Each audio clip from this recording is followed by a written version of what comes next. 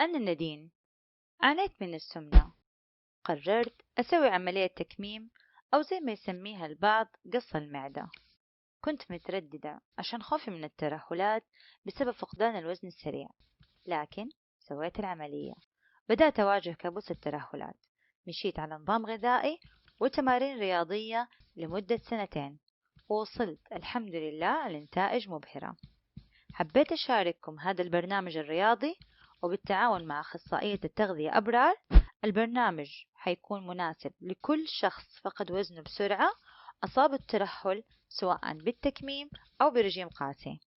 المخيم عن بعد مدته 2 شهر، حيكون فيه تمارين رياضية وجداول تغذية، مراقبة ومتابعة، وجروب للمشتركات للتشجيع والتنافس.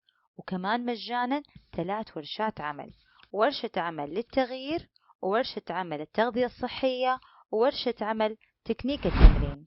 فإذا كنت تواجه هذه المشكلة وعندك استعداد للتغيير، اشتركي معنا. فالمقاعد محدودة، حيكون معنا فقط 6 مشتركات. ألقاكم على خير.